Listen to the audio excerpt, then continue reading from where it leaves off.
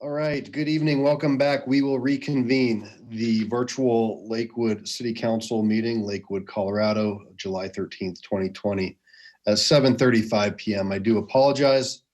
As you know, going virtually, we still have some kinks, and I think we have figured that all out. So thank you for the team at Channel 8 for getting us back on board. Let the record note that all council is still present, and we are just getting ready to go into general public comment. So again, this is the point in the meeting where the public is invited to address the city council on items that did not appear on the agenda. All comments should be directed to the city council. Two things of note: we will be looking at the motion to extend the emergency declaration after the city manager's executive report, as well as a potential change to item 6, resolution 2020-22, due to its format as a resolution. So if you're going to be calling in, the number is 253-215-8782, webinar ID 966-6266-1216. You will press *9 to speak. I encourage all to try to respect the decorum of the city council. And as you know, some little ones might be tuning in this evening. You'll have 3 minutes. And when you're down to 30 seconds, I will then politely let you know. And then when your time is up, I'll ask you to wrap it up. So with that, Madam Clerk, can we begin general public comment? And sure. Caller ending in 0084. Caller 0084, good evening. If you give us your name and ward or address, and we'll start your 3 minutes. Good morning, or good evening, John Henderson, in Ward 4 on Juniper Street. Can you hear me okay? Yes, sir. Good evening. Yes, good evening, good evening. I wanted to address the Strategic Growth Initiative and the CDN Big Sky exemption. You all received emails from me regarding the blog, and I just wanted to highlight a couple of things, again, asking you all to postpone or table addressing this issue. With respect to the Strategic Growth Initiative, as you all know, from my perspective, at any rate, it was in large part an effort by the community, a modest effort by the community, to regain some control and some say, a seat at the table with respect to the growth and the development in Lakewood. It addressed rate of growth more than anything else, and the Big Sky CDN exemption, exempting them from the 1% cap. I understand it doesn't change including their number in the 1% as to the other developers, but clearly for them, it is an exemption. And my concern is that there's really no reason to do this right now. I understand that they may be anxious about it, but a lot can happen between now and the time they actually start pulling permits. There's litigation pending initiated by Big Sky. There's a changing economy, changing markets.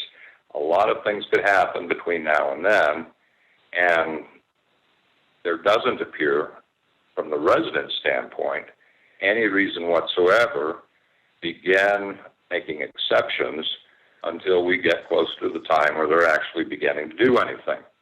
When you look at their documents, you can see they're nowhere close to actually beginning development. The 6 of the 7 districts are dormant. They've asked for liberty not to file audits because they're not doing anything. So my request is that you table this as you did the first time. We'll get to it, but in the meantime, they just need to wait. 30 Thank seconds. you very much. Thank you, sir. All right, Madam Clerk, next. Caller ending in 6098. Good evening, caller 6098. If you'd give us your name and address or ward, we'll get you started with your 3 minutes. Yeah, my name is Mitchell. I'm actually not a resident of Lakewood, but I'm a frequent customer of a few businesses in the area. I have a YouTube channel, Mitchell Evans Mansion. I'm calling to provide another perspective to the call flood that's probably going to be coming in and that you guys have experienced with Eric Brandt. So I want to start, by thanking you, Mayor, Council, and staff. I just wanted to address Eric Brandt and his minions. I know them personally and their criminal tactics to get their way or throw a fit. Communication is key, but not possible if we can't accept criticism and agree to disagree or come to a mutual understanding. I have direct evidence of this gang of criminals destroying the lives of those they claim to advocate for. They are experts at manipulation and virtue signaling to gain the trust of non-thinking sheep just needing a place to fit in. I look for solutions, not money, attention, or drama. These fake patriots will use the legal system to try and destroy those they don't like and advocate for random killings, replace their burdens on society, and then hide behind the legal protections when they can. This is nothing short of a gang of criminals acting in the name of philanthropy. They all live a party in the name of a crisis and demand more government resources. They recently raised around $150,000 in donations in a very short period of time to enable more criminal activity in the name of something good, like helping the homeless and disabled. This gang spans worldwide. I urge you all to consider the idea of drifting from God's law to a complex legal system is creating this miserable environment, as they're harassing me now on the phone. But excuse me, I'll say that again. So I urge you all to consider the idea of drifting from God's law to a complex legal system that is creating this miserable environment of too much confusion with too few solutions. I appreciate your time. Thank you. Thank you. We're right at 30 seconds left. All right, Madam Clerk. All right. Oh, That's all I have. Thank you. okay, thank you. Next caller ending in 2262. Good evening, caller 2262. If you give us your name and address or ward, we'll get your 3 minutes going. My name is Giuseppe Monticelli, and I live inside most of the most prime real estate in the city.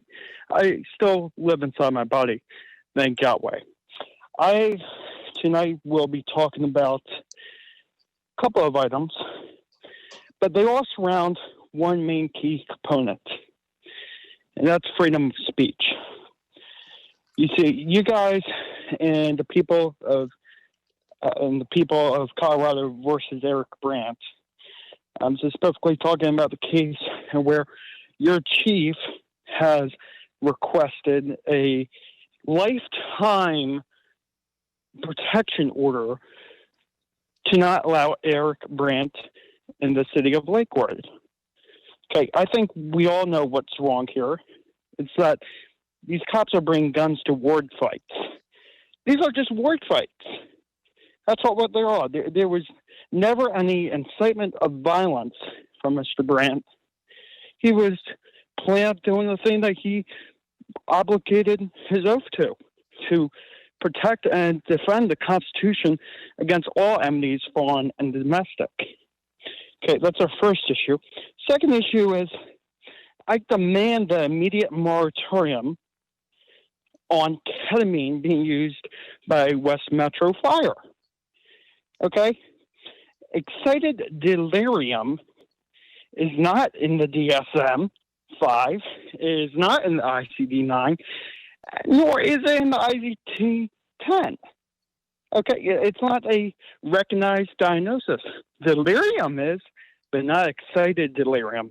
A lot of cops use that diagnosis to get out of 1983s. My last comment I'm going to have tonight is about free speech. Accordingly, a function of free speech under our system of government is to invite dispute, and may indeed best serve its high purpose when it induces a condition of unrest, creates dissatisfaction with conditions as they are, or even stores people to anger. Speech is often provocative and challenging, and 30 may strike at seconds. 30 prejudices seconds. and preconceptions and have profound, unsettling effects as it presses for acceptance of an idea. That is why freedom of speech is nevertheless protected against censorship or punishment unless shown likely to produce a clear and present danger of a serious substantive evil that arises far above public annoyance, unrest. There is no room under our Constitution for a more restrictive Please view, wrap up for your the comments. alternative would lead to a standardization of ideas either by legislators, courts, or dominant political or community groups. Termelo versus Chicago, Okay, your time is 1949, up. Thank United you for States Supreme calling. Court. So your Thank you. Your 3 minutes is up. Thank you. Okay, next, Madam Clerk, Next caller, 2843. 2843. Good evening. If you give us your name and address or ward, we'll get your 3 minutes started. It's your longtime friend. This is Mike Muller in Ward 4. No, I haven't talked to you guys in a long, long time. I just got a letter. I found a letter that I got about 3 years ago, and I thought I'd read it to you guys. Unfortunately, the person that wrote this letter is lying out of his teeth, but here we go. As you know, I'm running to become your next city councilman. I want to continue working with to protect our community, just as I've been doing long before election season. Unlike others in the race, I stood up and spoke out to protect Dino Ridge and the Rooney Valley from reckless development. My actions have proven, and my commitment speaks volumes, as does the silence of others. The election is especially important. It will determine the course of Lakewood's development and growth policies for the years to come. Your vote is critical. You may have signed the citizens' petition to support the growth initiative this summer. The key provision I support in this is the 40-plus rule. It will require city council approval of any residential over 40 units. It means public comment, thoughtful deliberation, and neighborhood awareness. When any large development, say, how about the Union Corridor, pop up around us, with your help, I also plan to make real changes in development oversight. Require parkland donations instead of cash online. Promote ownership opportunities instead of high-priced apartments. Has anybody caught on to who I'm reading about? Require stringent traffic, school, and environmental impact statements. Revise the Rooney Valley Master Plan to require less density, address transportation, responsible design, sustainability standards, and create a vision to enhance the valley instead of destroying it. I am not a politician, but I have the leadership, passion, and experience. No one else in this race can continue fighting on your behalf. We all chose to live here for a reason. Let's make sure this is protected against reckless development. I hope I can count on your vote. This person that wrote this, I know you know who it is, Mr. Skilling. I have not found one truth that you have committed to. Not one. You have accomplished nothing. You are one of the most worthless counselors I have ever seen on that board. Thank you very much. All right, Madam Clerk. Okay, next caller is FUCKDSS. Cute.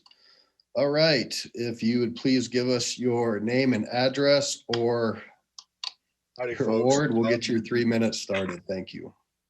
Howdy, folks. My name is Hunter Callahan. I actually don't live in the city, but I do travel through there a lot. And I'm very scared to actually stop at a gas station. I'm scared to just travel through y'all city every week on my way through to make my normal deliveries without having to, if I get stopped by the police, I don't want to wind up dead on the sidewalk or dead on a stretcher. I'm scared that the police are going to overdose somebody else with ketamine. I'm really here to talk about that. This is unnerving that a doctor that goes to school for 4 to 8 years might lose his license over one patient. If he sneezes in the middle of a surgery, he might lose his license over a single patient. But a police officer can go out here and just administer a medication that's not even designed for human use. It's horse tranquilizer. And I understand that y'all think my name is cute. I'm a former foster care kid. I went to foster care growing up. I was not allowed to go to high school, the dentist, doctor's appointments. When I grew up, I didn't get anything out of it. I got, bye, see ya. And I had to earn everything in my life, everything myself. I own my own house, got my GED, walked back and forth to school to do it. So I understand y'all may think my name is cute, but I'm a former foster care child, and I'm a third generation foster care child. This has got to stop sooner or later, and I'm just trying to bring awareness to my cause. I don't mean to offend anyone, but well, I do mean to offend with my name. It catches attention and brings awareness. And I don't know if any of y'all know what happens to foster care children when they age out of the system. If they're not old enough, if they're too old to be adopted, they don't get anything. So I understand y'all don't like my name. I'm here. I'm just here to witness and bring awareness to the ketamine thing, because it happens a lot of times in lower income communities where foster care kids wind up after they age out.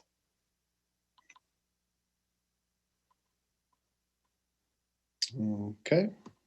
Is that all that you have? Looks like your mute button went on. Are you have anything else? Yes, sir. Y'all have a nice day. Thank you. Thank you. All right, Madam Clerk, anybody else? There are no other callers. Great. Thank you very much. I'll now close public comment and we'll move on to Ms. Hodson to your executive report. Hey, thank you, Mayor. Good evening. Just a couple of updates for you this evening. First of all, the business recovery grants. Do you remember that went live a couple of weeks ago? And as a result of that, we were able to allocate $2,611,000. So because of the fact that 354 applications submitted, sorry. And it looks like 72 were deemed ineligible for a variety of reasons, some of which are duplicate applications, address not found in Lakewood, et cetera. So we are going for another round. It was actually launched last Friday to bring the total to 3 million.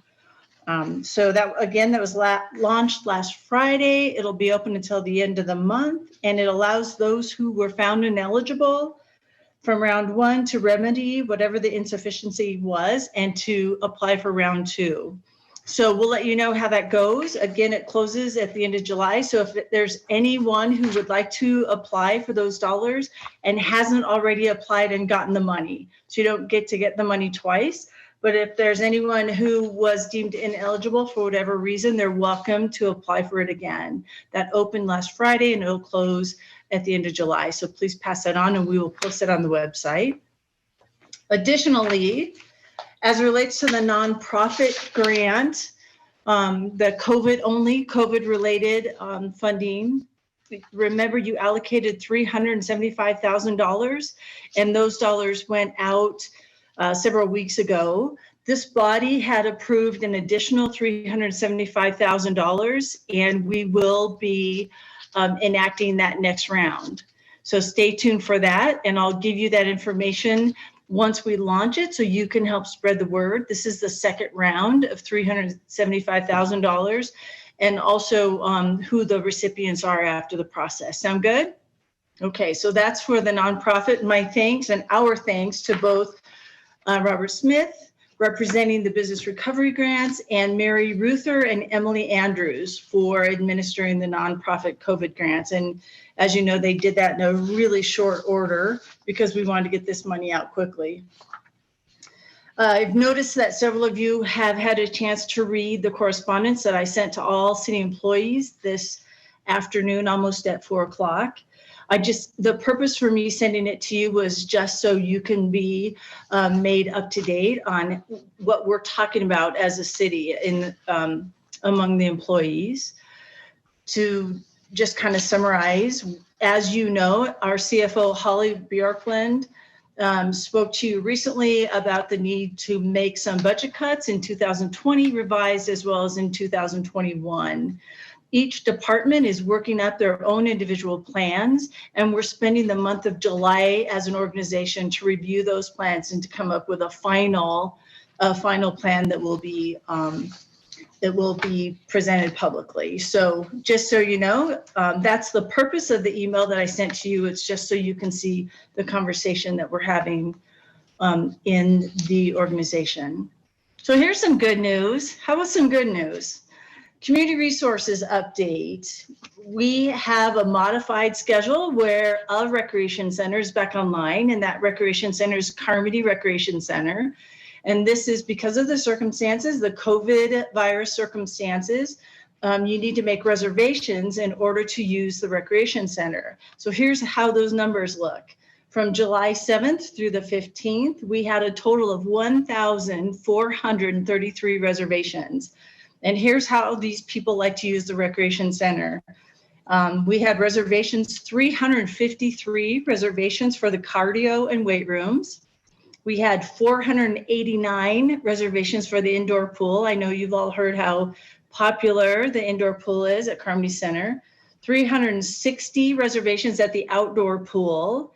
And along with the outdoor pool is an outdoor splash pad at the Carmody Recreation Center, and that had 231 reservations. So we feel as if at least the word is getting out and people are starting to become accustomed to this unusual circumstance and the way that they can take advantage of the amenities at the Recreation Center.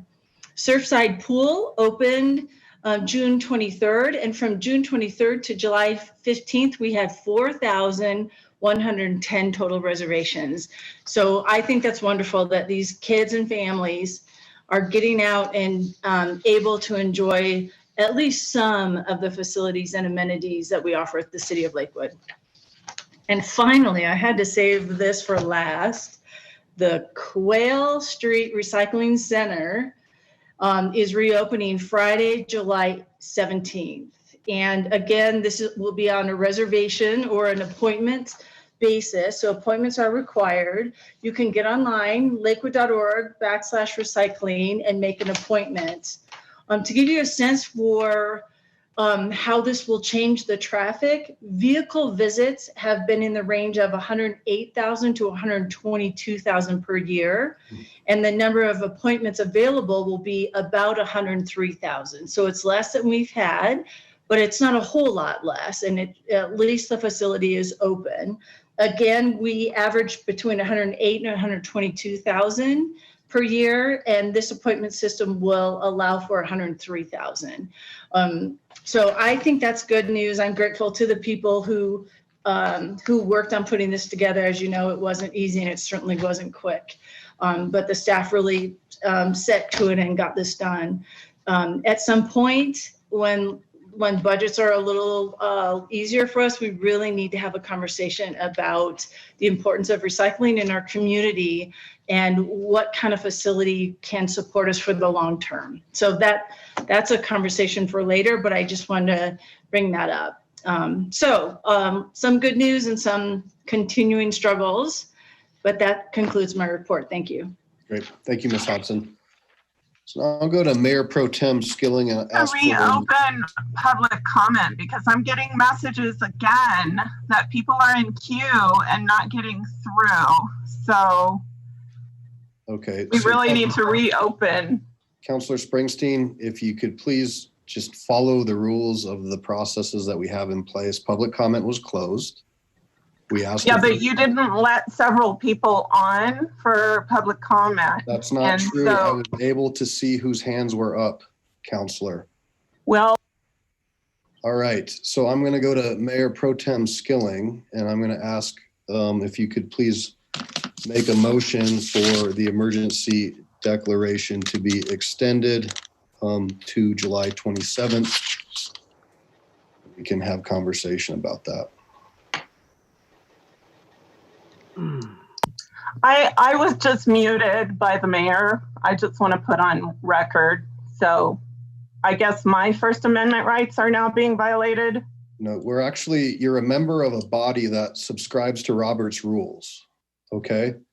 I'm trying to be as helpful as I can. And I think you participated in quite a few meetings to know the process. And so and you know the process for public comment that people should be allowed in to speak. Yes, and public comment was provided and closed.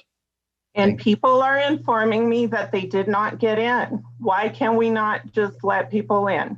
Great. Thank you for your comments. Mayor Pro Tem Skilling. I move to extend the declaration of disaster in the city of Lakewood, Colorado, resulting from the coronavirus/COVID-19 pandemic, pursuant to section 1.27 of the Lakewood Municipal Code, originally declared by proclamation of the Lakewood City Manager on March 17th, 2020, extended by a majority vote of the City Council on multiple occasions, and by this motion extended again until July 27th, 2020, unless earlier extended or terminated by the City Council. Second. Okay, so we have a motion and a second. Councilor Bita, your hand was up. Please unmute yourself. Thank you, Mayor. Hang on a minute. Let me get my back on here. There we go. On this issue, when we talked about it here a couple of weeks ago, we had some discussion about a couple of things, looking for criteria to work towards ending this emergency declaration, number one, or number two is a possibility of looking towards cutting back on a lot of the powers under this declaration that are unnecessary. And I was hoping that we would see something tonight in that direction that would only ask to have the declaration as to those powers that were necessary going forward. And as I understand it, there are two. Basically, one, to allow us to continue to receive any future emergency funds that may come from the state or the Congress, which are right now still in discussion. And then number two, to allow our council to continue to meet, because we don't have rules that allow virtual Zoom meetings like we're doing now. That's being provided or being allowed under the emergency powers situation. And with regard to the video meeting, it seems to me it's time for us to prepare some changes to our policies and procedures, so that we would be able to go forward on our video meetings independent of the powers under the Emergency Powers Act. So I guess I'm just making that as a comment. Is there some way that we could address that at our next review of these Emergency Powers Act? So Councilor Bita, one thing I might suggest is, and we're going to talk a little bit about this during general business, as we have the different opportunities for council to weigh in on different changes that they would want to see. And so, I've heard from different council members, and some of them have their hands up, different views on this subject. So I think if there are specific changes that you want to recommend, I think that would be the route to go going forward.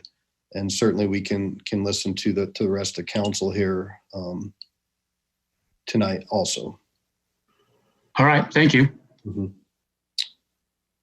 Councilor LeBear. Thank you, Mayor. Yeah, I guess I wanted to comment on two things. One, related to Councilor Bita's point. I think that's a good point. If he has anything specific, I think we should just motion those things in and vote it yes or no. I'm happy to look at those with him. If I'd love to hear some of those ideas. And then I just wanted to comment on Councilor Springsteen's comments. Obviously, I think, I just wanted to clarify, because I want to make sure that we're not being accused of not allowing public comment, or the councilor's suggestion that we should reopen public comment. Councilor Springsteen, in my view, I think at any point, if we want to make a motion to request additional public comment, that's something that is in our rules and related to Robert's rules. So if we want to have an up and down vote on that, I think someone's allowed to make that motion. But short of that, I think we did close public comment. Just want to remind that that is an option. So thanks. Thank you. Councilor Johnson? Thank you. I would just like to follow up regarding Councilman Beda's suggestion.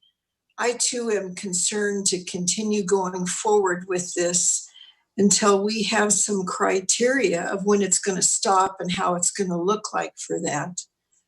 I will be supporting it tonight, but I'm not sure that I can continue voting yes on something that we don't have any guidelines on when it's going to end. Thank you. Thank you, Councilor. Councilor Springsteen?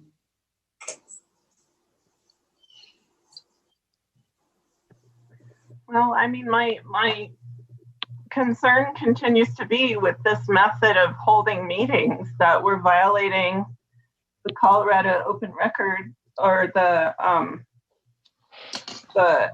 open meetings requirements and First Amendment rights, because every single meeting people are not able to get in, and I try to speak up every single meeting and I get muted and harassed and disregarded. And so I don't think that this method is working very well. And I have asked if we can come up with alternatives.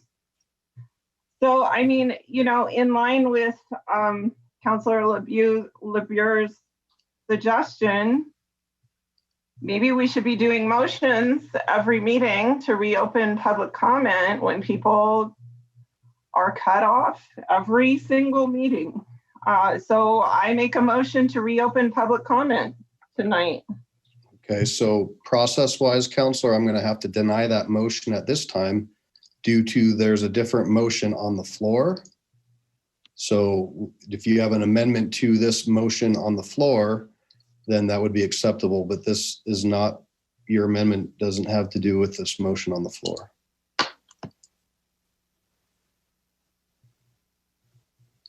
Okay. All right. So there's a motion and a second to pass this moving forward. Councilor Beda, your comments are noted, and Councilor LeBeur said that there's a willingness to work with you on those going forward, as well as Councilor Johnson's comments as well. So motion and a second. Any more discussion? Seeing none, please cast your votes.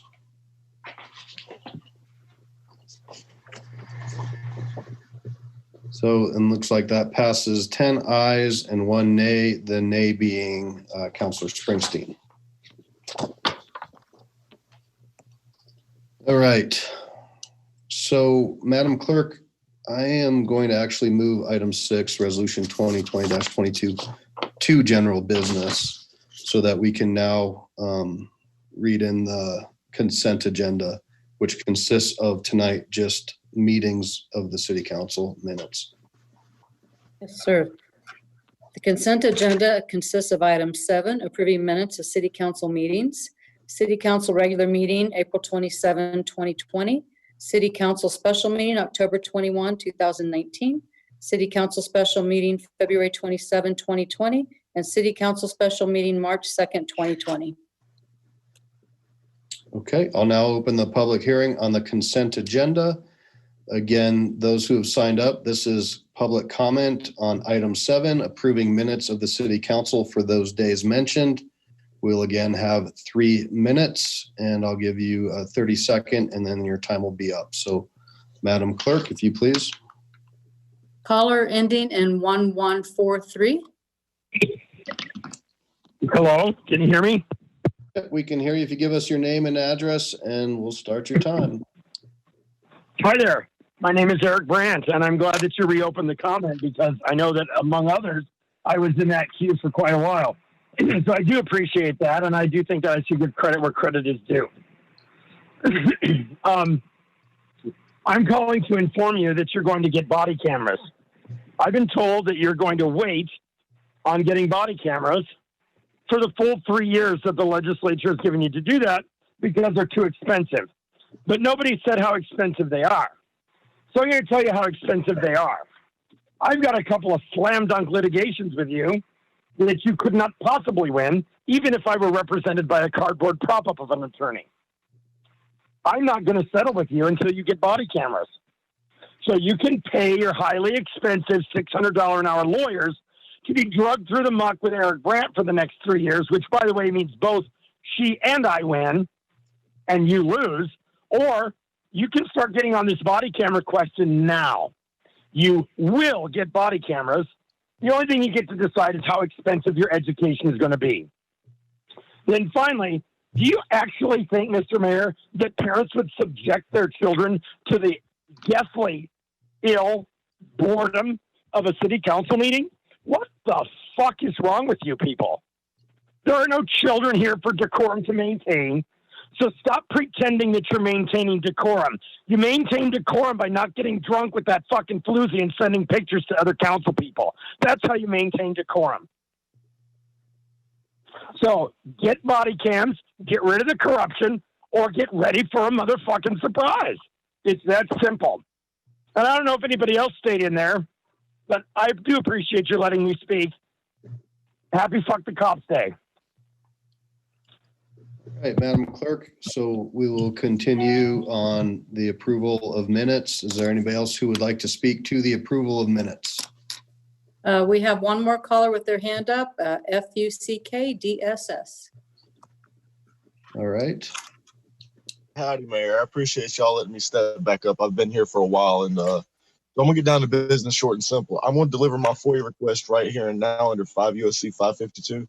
My email address is screwdss. I want to know what you made last year and why in the world you think you have the right to just block the public out of the comment section. I know for a fact that 4 more people said that they was in line in queue. Oh, trust me. There's a man we watched that was digging in his nose. It was the last guy on the Zoom earlier. I watched him digging in his nose with 3 swords on his wall. He's on the, so I know what I'm talking about. Where'd he go? He's got 3 swords on his wall, older guy.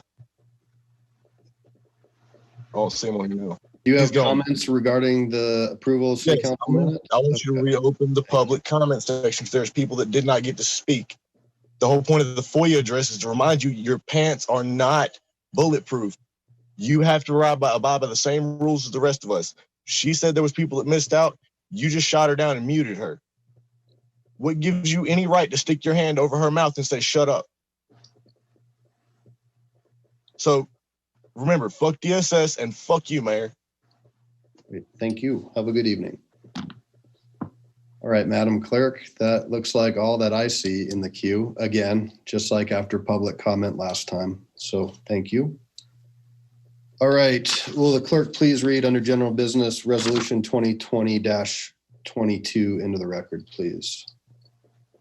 Item 6, resolution 2020-22, authorizing the first addendum to development agreement for Soltera Center official development plan.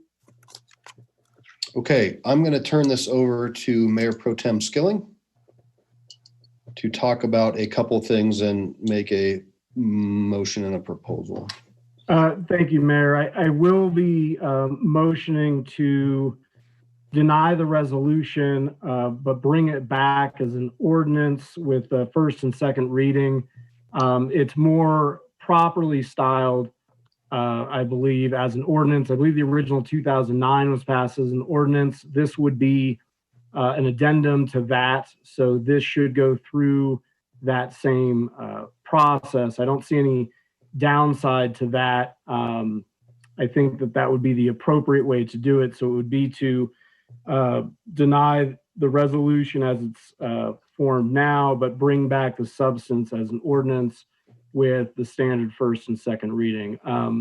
Let me just speak for a minute. I'll just briefly touch on the substance because there's been, we've certainly received emails on this, and it has been, we heard at least one public comment tonight. Just want to make sure that it's understood that the addendum, at least in my opinion, is not an attempt to circumvent the SGI, and is certainly not an exemption. I'm not sure where that phraseology came from, but this is not an exemption. To the contrary, this addendum would make very clear that the building units applied for will count against the available pool of applications. So the public will recall that in, I believe, December or January, when council was dealing with the numerous clarifications, it was, I think, 19 clarifications. One of the clarifications we were asked to resolve was what happens with these vested rights properties, these properties throughout the city that have developer agreements from various years. We had decided at that point, and I believe I may have been the one to make the motion to say that we needed to discuss this issue further, that we did not want it to be, as may have been recommended at that time, exempted, that the SGI requires us to actually take these units into account and take them off the 1%, meaning it would count against that. So the 1% and that part of the SGI's intent of keeping 1% is actually upheld. That's what this addendum makes clear. As it stands now, that is not clarified at all. And in fact, I believe the recommendation may have said the opposite. At this point, what may have been omitted in some of this conversation was that there is a developer agreement with CDN from 2009 that a previous council passed by ordinance. And in that it says, no ordinance or initiative shall impair, alter, etc., their rights under that agreement.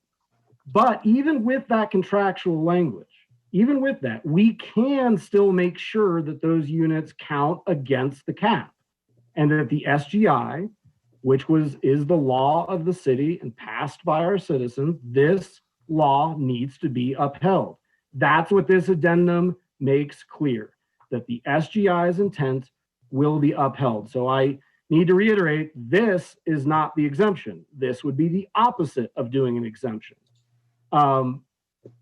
With that said, it was brought to my attention by at least one other counselor that the previous 2009 was passed by ordinance. And if we're going to be making these changes, and I think some have some language changes that they'd like to make to it as well, that this should be done by ordinance.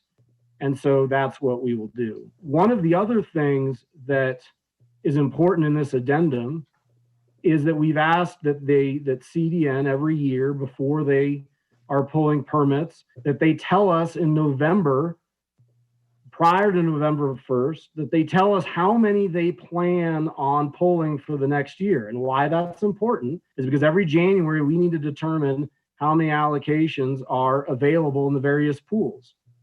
So by them telling us how many they plan to pull, we can forecast how many will be available for the rest of the city. Because again, these will count against the cap. So these will not be exempted. So that's my long-winded way of kind of giving us the lay of the land, where we're at process-wise, and a little bit of the substance, just so we can clear that up. And I would formally make the motion to... Hold on real quick. Two things. Point of procedure, my apologies. So we do have to go back in a minute and vote on item 7, which was the minutes. So I did gloss over that. Secondly, before you make that motion, I have 2 hands up, and then I need to open the public hearing. So maybe if you want to talk to what that motion is, what you're going to make, and don't make it, and then I'll go to a couple questions from the council. Then we can go to the public comment on this resolution. So the motion would be to deny this resolution, but return the substance back as an ordinance. And that ordinance would then contain the addendum so that we can make sure that these units are not exempted from the SGI. Right. Thank you, sir. Councilor Abel? Comment on this particular item. One of the reasons that resolutions do not modify ordinances is that you cannot codify a resolution. Is that correct, Mr. Cox? That you cannot codify a resolution? That's part of it, yes, sir. And there are other reasons too, not that anyone would want to, or perhaps they would, but you can't call a referendum on a resolution, but you can on an ordinance. So if people disagree with us, they have rights guaranteed by the charter that they can still exercise. So there are other reasons. I won't bore you any longer, though. I think Mr. Skilling summed it up very well. Thank you. Councilor Gutwein, then Councilor Beta. Thank you. I was wondering if we could get the 2009 ordinance that's being discussed, if that could just be included in our next packet so that we can all review that information and the community can as well. Thank you. Councilor Beta. Thank you, Mayor. Can you hear me? Yes, sir.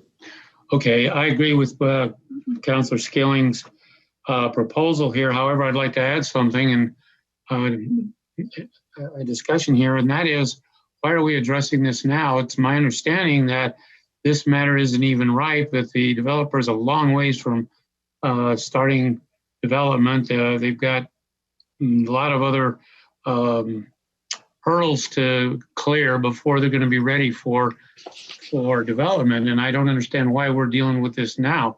So I would add to Mr. Skilling's proposal that this be tabled indefinitely until such time as there is a need to address it and the developer is ready to start building. And then we can look at it at that time when it's ripe and address whatever issues need to be addressed. But I see no point in doing this at this time. So I think it's premature. Thank you. Councilor Franks.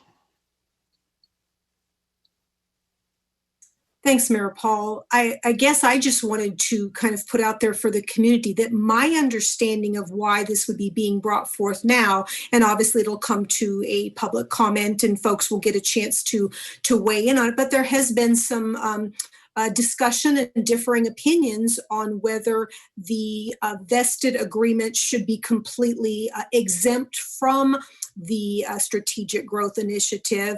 And there are others on council who believe that those vested agreements, while they have rights under them, they should be in order to stay within the cap. And so obviously you have the body of us who was elected during the time when the SGI passed. We're the closest to it. We know the community's intent. And as Ward 4 representative, I know the community's intent was to limit that growth. And so I think that by saying it's not ripe, it just, if we don't address it now and make it clear that it would count against that, there is the potential. It just is for some citizens, there would be a risk point at which a future council could say no, that all of those vested agreements were exempt from it. So I think it's fine for us to have a robust discussion about it, but I think that's the difference between why it's being brought forth maybe now in advance of the next allocation period and why some people may want to address it now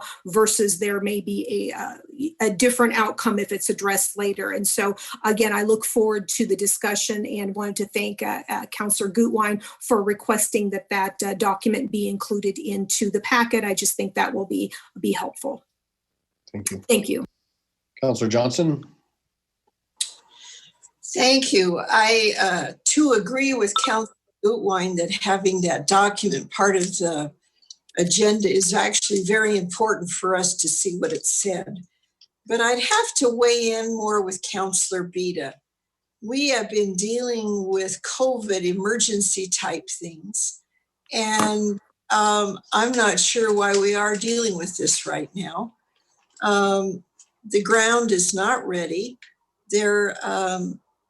I would agree to postpone it indefinitely, and if Councilor Beta wants to make that motion, I'd be happy to second it.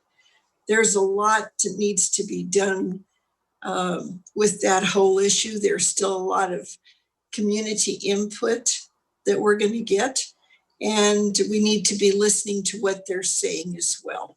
Thank you. Thank you. Councilor Vincent.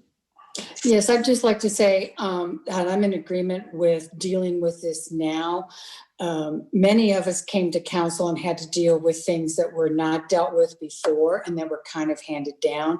And I would hate for the risk to be that a whole new council comes on, or even potentially new folks in 2 years, and have the intent of the SGI not upheld. And I would just make 2 comments. One, I was actually part of the 2009 ordinance. And so anytime this council has made in the past vesting, which is few and far between, I think maybe 3 properties in my tenure, it's a big deal, and certainly has substantial weigh-in, I think, in 2009 from the community as well when that was put into place. I will also say, I think there's a memo in from the landowner why there's also importance on their end, and we represent all the folks in our community, the residents, landowners, and everyone. And so I think there was some discussion as to why they are asking.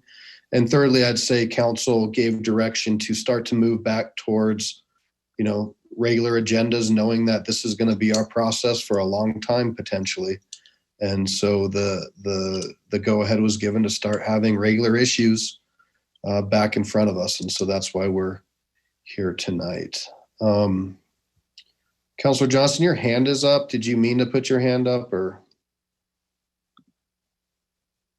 Okay. All right. So procedurally, we're going to open. Yes, I did put my hand Oh, up. okay. Go ahead. Okay, I was on mute. I just needed to unmute myself. Since you brought it up, it was actually a question that I was going to ask. How many more of these contracts are out there with vested interest? With whom? Where are they? And when do they end? I am struggling with the whole concept, frankly, of vested interests. So if I could please get an idea of who else is doing this and when we're going to be dealing with those as well. Thank you.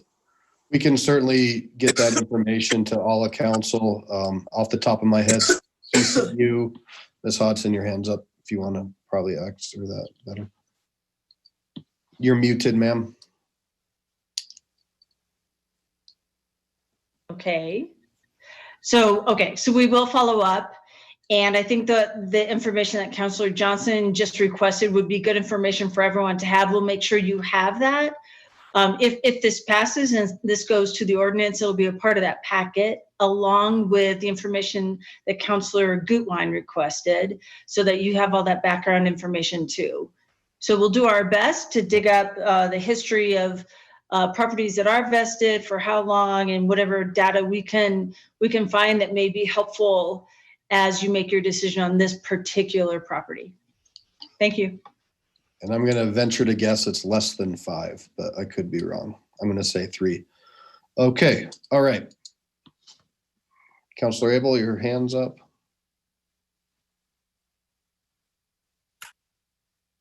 Yes, thank you. I would also like to request, there are 2 other ODPs that were folded into the Soltera Center ODP. I believe it was the West Lakewood ODP and the Springfield Green ODP. Can we get copies of what those were? Mr. Parker tells me that they were joined together with the Soltera Center to make one over-encompassing ODP in that area. Mayor, if you'll allow, I know that Travis is online because I see his name. So Travis, if you can provide maybe a little bit of background on what Councilor Abel is asking for, and then see, is that something that we can provide in time for the next packet? Thank you. Yes, can you hear me? Yes, sure. We can. Fantastic. Yeah, Councilor Abel is correct. There were 2 previous ODPs out there. The names I don't have in front of me, Lakewood West, and you can remind me of the other one, but both of the vast majority of both of those were subsumed by the Soltera Center ODP.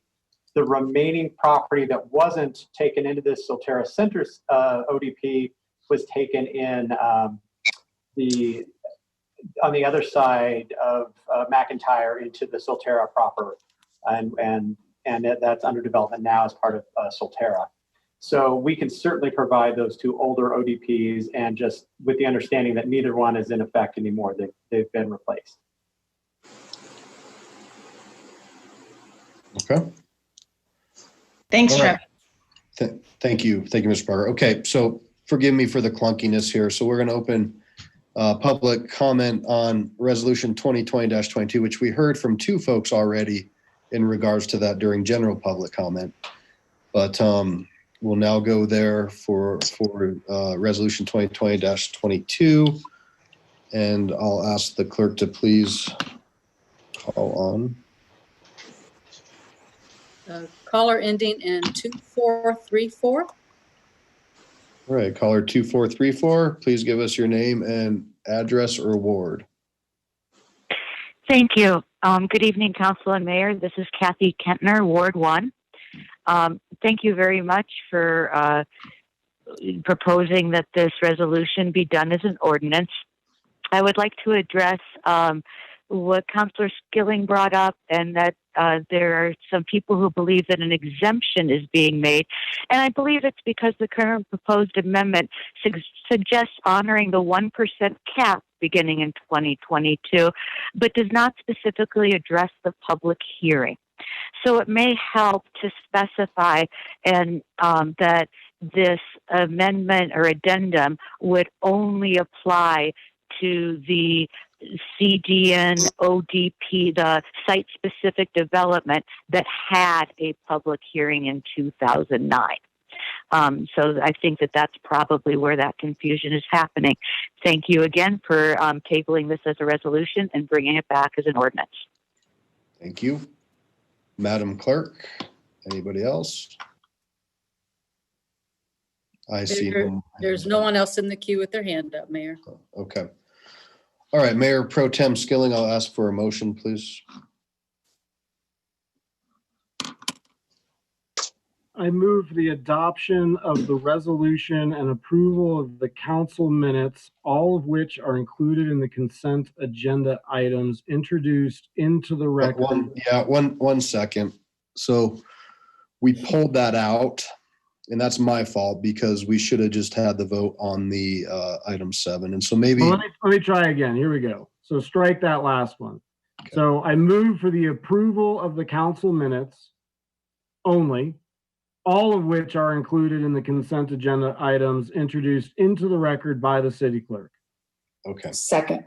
All right, this motion is second. This is a cleanup to the original consent agenda, which is the approval of city council minutes for the April 27th, October 21st, February 27th, and March 2nd, of which we've had a public hearing on those as well. Please cast your votes.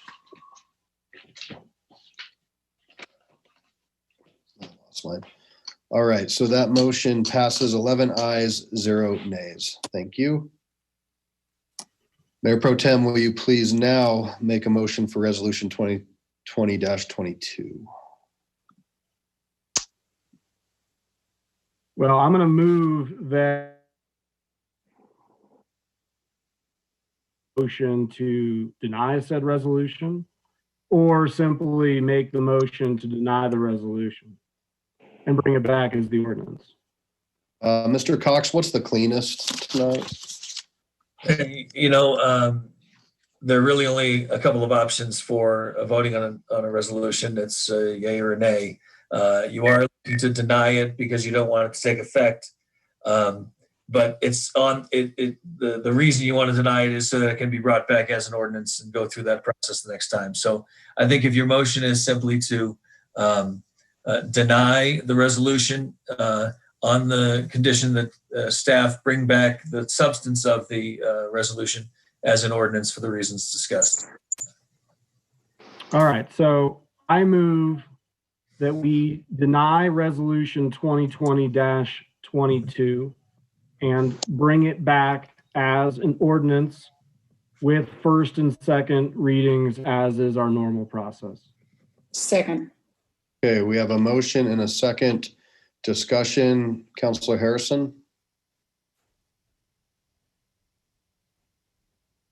Okay, I just need someone to make sure to clarify. So if we want to support the motion, we say yes, and that denies the vote, correct? I want to know whether I should vote yes or no on this, because it's kind of competing. So We're struggling with your audio. You might want to turn your video clarify on. if we vote yes, that means we're denying this and it will come back as an ordinance. That is correct. A yes vote will deny the resolution, bringing it back as an ordinance. Can you hear me better this time? Yes, ma'am. I must be awful. Okay. Okay, we're crystal clear. Did you get the answer to that? Okay, it looks like we lost you. All right, any other?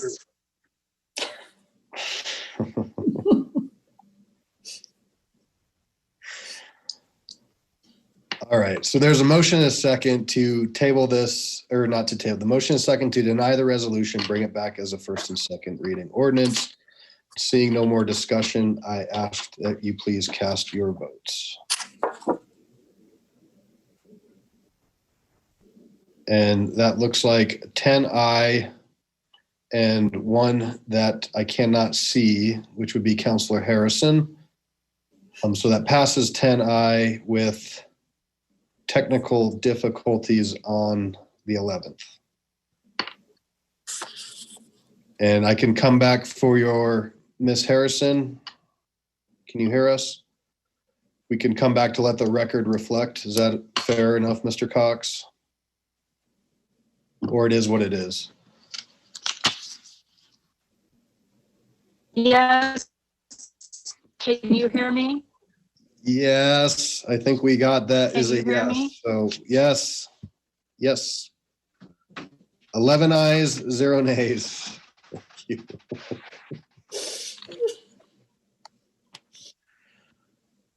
All right. So general business, I just want to mention something on a high level. There's been some requests that have come through a code of ethics through Councilor Abel, issue related to homelessness via Councilor Gutwein. Councilor Johnson is going to bring forth something related to fireworks. Councilor Beta has something that we discussed last week. There's a lot of other things. And so we are test piloting a new system with the forms. There's 3 different forms that you can fill out. And when those come to council, the idea is to either look at sending those to the Lakewood Advisory Commission, asking for a study session, something that the city manager could do with direction from council, or moving that further down the road to the planning session. So I think I got all of those. I just want to say that on a high level that those forms should be made available. If you don't have them, I can send those out, but those are basically the request for council actions.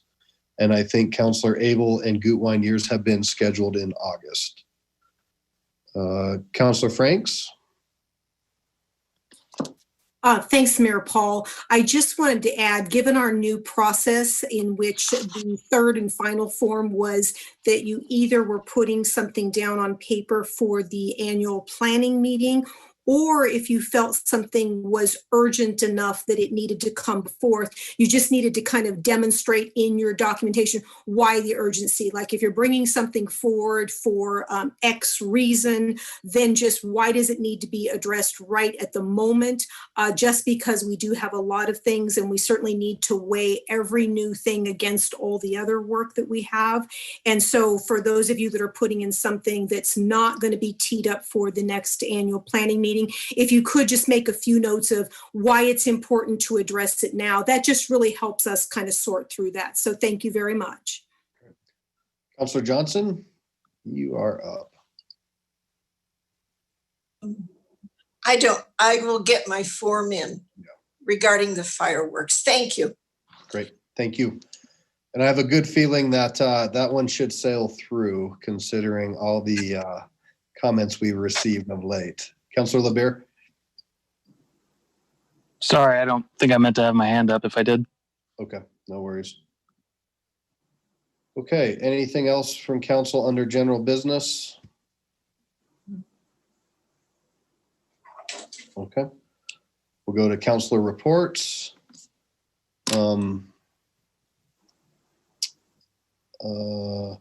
So, one quick thing, I think you've seen a lot of communities and a lot of states where they're dealing with flare-ups and different things along those lines. I think that you may see some movement coming up this week with different requirements for masks in Jefferson County. And as it stands today, I think Lakewood and Arvada are the only two cities that currently don't have that kind of mandate. And so we've said, I think I can articulate that we wanted to work with our county health department on what that looks like. And I know that they are examining that as we speak. And so please look towards that today. I can say for myself, if it's a matter of shutting things back down or trying to really continue to wear masks, I'll be supporting wearing masks, certainly. The other thing is, it's been a string of 90 plus degrees. It's hot, not a lot of things out there to do. And there's certainly agitation that can take place amongst neighbors, amongst friends, families, everybody involved. So just want to reiterate that we're all in this together. It's not a fun summer for a lot of people. And as we see unemployment start to run out at the end of this month, most likely, potential evictions start to increase. You've seen Kathy's letter about our budget, and we've discussed our budget. It's going to get a lot worse. And I just encourage us to continue to come together as a council and as a community to work hard to move us forward. And on a positive note, it was really cool to look outside the office today and see a kids' art camp taking place at the Cultural Center, something that we haven't seen in a long, long time. And so there were probably about 10 or 15 kiddos over there, all separated with their masks on, doing pretty cool art projects outside. So that stuff is really important. And that was cool to see. So thank you, Ms. Hodson, to you and your team for really trying to get out there and do these different things for so many different populations. That's all I have. Mayor Pro Tem Skilling. Yeah, thank you, Mayor. I just wanted to remind council and the public that in order to avoid any worthlessness, I have scheduled the next Development Dialogue Committee for July 23rd, 6 to 8 p.m., where we will be discussing districts and potential reforms there too. And we have a full speaker panel, or at least one coming together of various viewpoints on the issues. All of council is, of course, invited to attend and to hear that discussion. It is likely that this issue will probably take at least one more committee meeting, but it is our hope to have some recommendations that we will bring back to council sooner rather than later to address some of the reforms on districts in the city. That's all. Great, thank you. So this time I'll start with Ward 5 and we'll go down the line.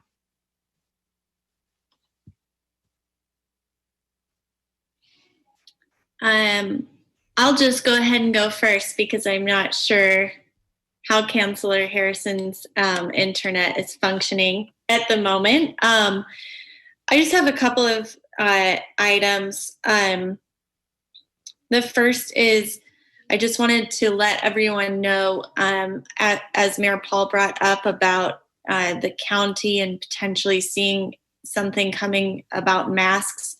There is a meeting tomorrow morning at 8 a.m. with an update from Dr. Johnson. There's, a Zoom call in, or you can also email.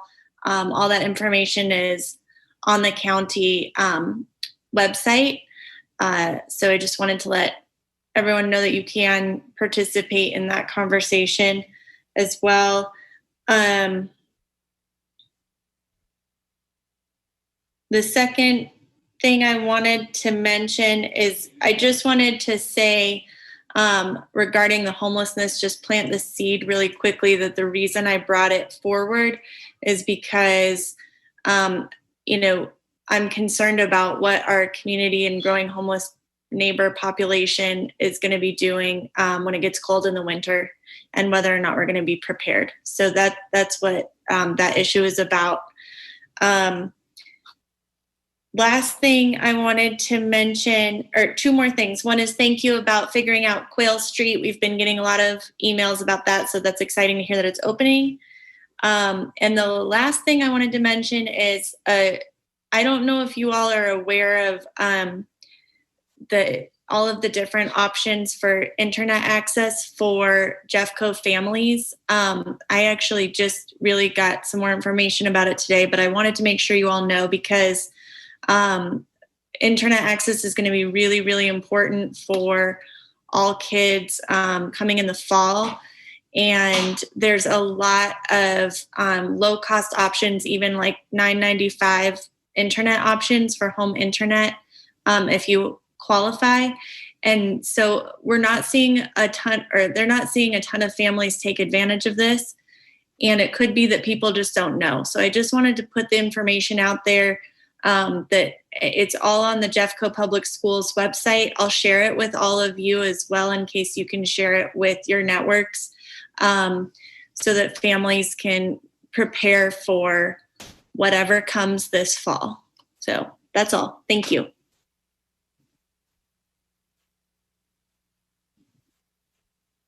Counselor Harrison, do you have anything to add in your cryptic tone? He just went blank. All right, we're going to move on to Ward 4. Thanks, Mayor Paul. I did want to also reiterate thanks to staff for getting the announcement for the Quail Street recycling, which would be opening on this coming Friday, July 17th. I do want to call special attention because folks are used to just driving over there and dropping off. So want to call attention to this is by appointment only in order to keep everyone safe and make sure that the proper distancing is maintained. And so that scheduling system is online. So be sure to schedule an appointment. The other thing I wanted to make sure, and I think the mayor might have touched on this a little bit earlier, is just with our dry conditions and the heat, we are now, at least my understanding, and somebody correct me if I'm wrong, I think we're in a stage 2 fire ban. And so just be really cognizant of that. I mean, open burns, wood, all that's going to be prohibited.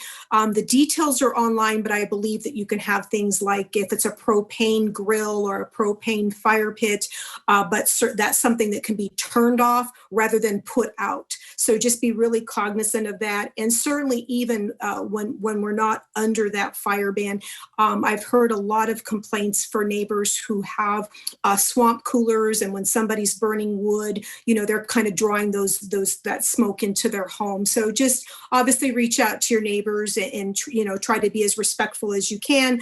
Certainly we all want to enjoy our properties, but just want to encourage good neighbor communication. And the last thing I wanted to address is now that council is kind of returning to trying to conduct a more normal schedule, the Housing Policy Commission had put on hold our discussions on short-term rentals. And so I sent out an email to all the commissioners earlier in the week, basically looking to kind of restart those conversations. And so once I've had a chance to kind of talk to folks, and then we'll be looking at some point to schedule an actual community meeting. But I think the first step is to go through how do we, in this new time of not being able to meet in large groups, how do we effectively elicit that input? And so those discussions are once again underway. Certainly, if you have any input as a community member about short-term rentals, you can certainly email me, bfranks@lakewood.org, or any one of the counselors, and they'll make sure that it gets to a member of the commission. So thank you very much. Mayor Pro Tem, do you have anything? Still having the Development Dialogue Committee meeting on July 23rd, 6 to 8 p.m. Thank you. Groundhog Day. Ward 3.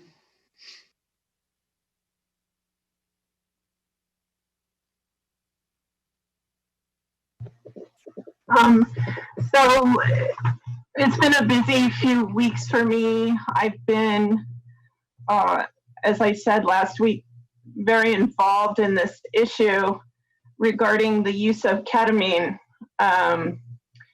during arrests, during interactions with paramedics, like the one that killed Elijah McClain in Aurora, and have very much wanted to inform people of this problem and that we're at risk of doing it every day in this city. Apparently, ketamine is being administered on average once every 5 days by West Metro, and half of those administrations are taking place in the city of Lakewood. And so it's getting administered more than ibuprofen or Benadryl. And, you know, so in light of that, I have been in communication with several organizations and with media. Fox 31 did a piece on it this past week. Eric Brandt on YouTube is doing a series of shows on it. The Grassroots Law Project put my statement onto their Facebook page nationally. And I have been discussing with them how to bring about some change in our community, and their suggestion at a public civilian review board, and also attempting to reach out to state legislators to try to put some kind of legislation in place. But what I heard today is that there's something in the works already, so legislation won't be required. And so I don't know what that means, but I'm hopeful, because I've reached out to the governor's office several times about this. I'm hopeful that maybe the governor and the AG's office has taken this to heart, and they're doing something with the Colorado Department of Health about it. And so, you know, I guess I'm a little surprised that people don't want to acknowledge this and address that this is a thing going on, because I think it's a ticking time bomb, and we could have another death at any moment. And I know there's a lot of good people on this council who don't want to see that happen. And so I really ask for people to think about that. And just one of the people who couldn't get in was Linnea Hauser. I just wanted to mention that, who was probably talking about 5G or something like that. And, you know, and one more time, just want to mention that I don't understand why we want to silence people. That shouldn't be what we're doing. All right, thanks.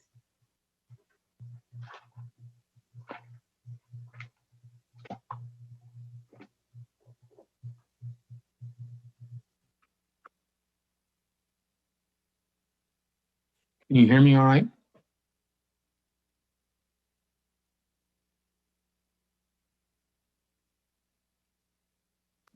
Go ahead. Can you hear me?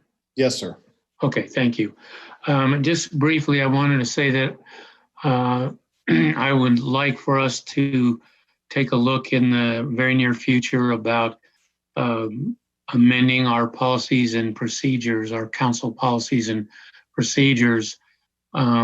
We have some indication from on the legal side that we would be well advised to do that in order to have more control over our calls and so forth, and to give our moderator better control. So I am going to be looking to do that here shortly. So I just wanted to make everybody aware. Thank you. That's all. Thanks. Ward 2. I have nothing. All right, I'll go. First, I just want to thank Councilor Gutwine for restarting the homeless discussion. That was a council priority for 2020, and COVID obviously had an impact on our agenda. So I'm glad she's bringing that up so we can continue to talk about that. Just as a side note, I wanted to let you all know I did call the public comment line and I was able to get in. So for what that's worth, hopefully all of our residents can utilize that. Obviously, we need to do what we can to make sure that people are able to access public comment. That's an important function for this council, and I think we need to make sure that's upheld. I want to thank our community members who have been talking about justice on the corner of Alameda and Wadsworth each Tuesday.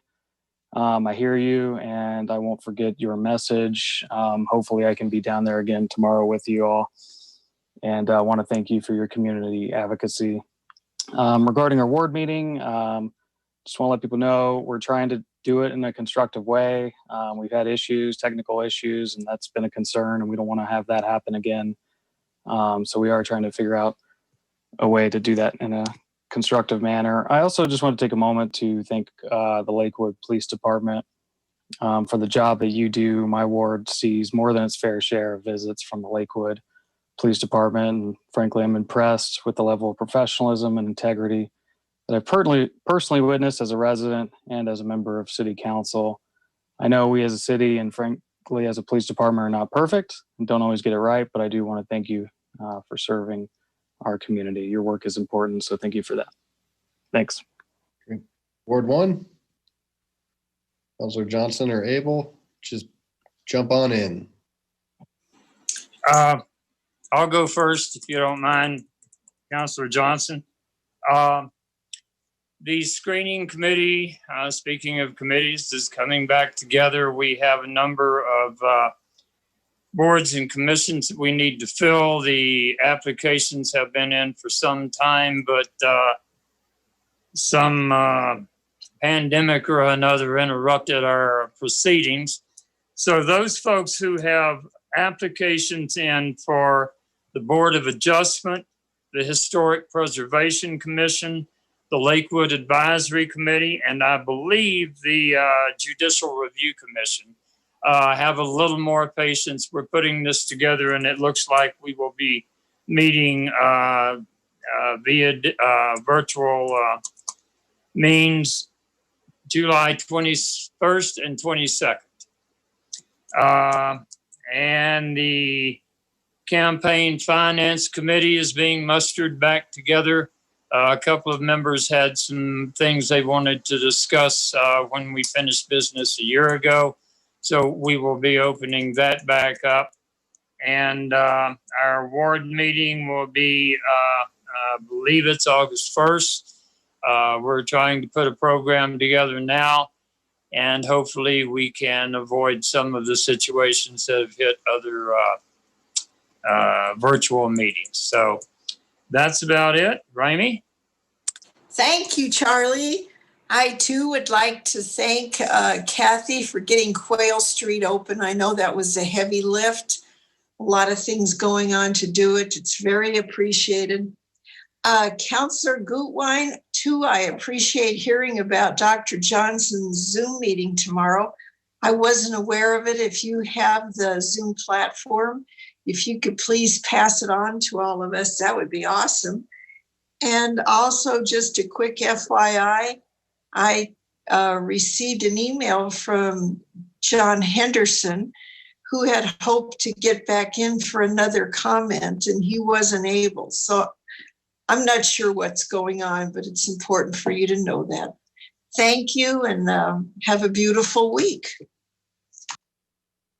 And just to clarify, that's not Dr. Johnson's meeting. That's the Board of County Commissioners Tuesday morning meeting, which I believe they probably sent out that information either today or late last week. Should have gone to everybody in council, I would imagine.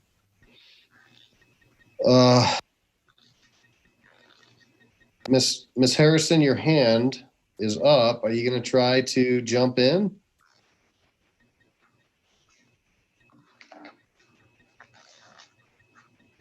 Okay, we're going to lower your hand and move on.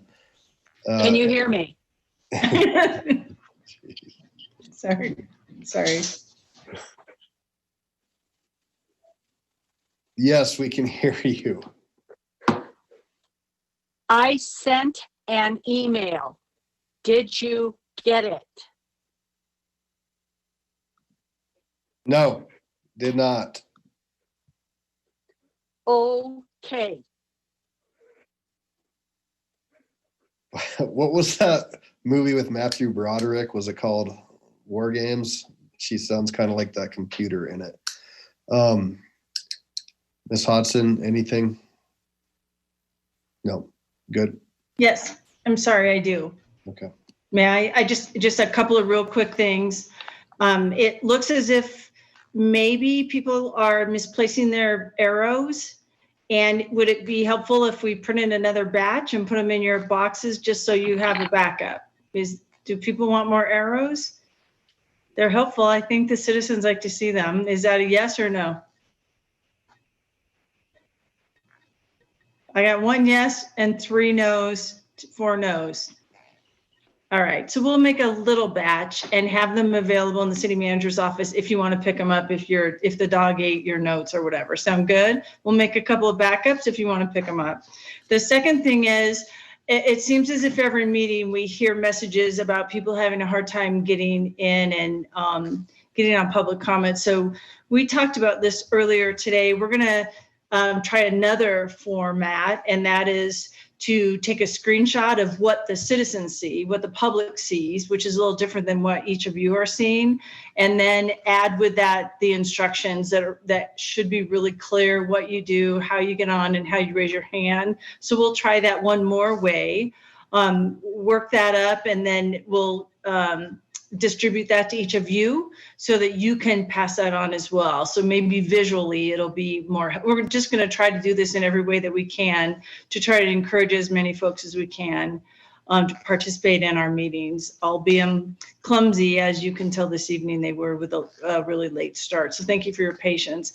And finally, I got word from the county also that Dr. Johnson will be making a decision as early as tomorrow on a potential mask order. So just so you know, I actually don't have that meeting on my calendar, but that may be something you would want to be a part of to hear what the details are around that particular order. I've heard more than once from county officials that will be coming imminently. In fact, I thought it was going to happen today, and now it looks like they're planning on that for tomorrow. So a little heads up. And that's it. Thank you. Thank you. Yeah, and I'd just like to echo one thing. Certainly, we provided, I think, at least 3 or 4 opportunities for public comment tonight. And even when they were relegated to a certain topic, there was still leeway given for it to be basically open public comment on meeting minutes, on a lot of different things. So we always are going to try to err on the caution of giving more time. We also have rules in place and have to hold up some sort of decorum. And so I can attest tonight, and Ms. Millard and I were both looking at the participants list. And when we closed those comment periods, there were no hands up at that time. So, we're doing the best we can on our side. And to Councilor LeBeer's point, he was able to call in and get through, and Mr. Henderson was able to call in and get through, and even gave his public comment on an issue that wasn't for public comment. It was for later in the evening. So, none of this is perfect, and we'll just keep going, and look forward to not seeing you all next week because we are off, and then we'll be back on the 27th of July. So I hope you all have a wonderful Monday night off next week, and we'll be back for a long night on the 27th of July. So with that, we will adjourn our meeting at 9:05 p.m. Thank you.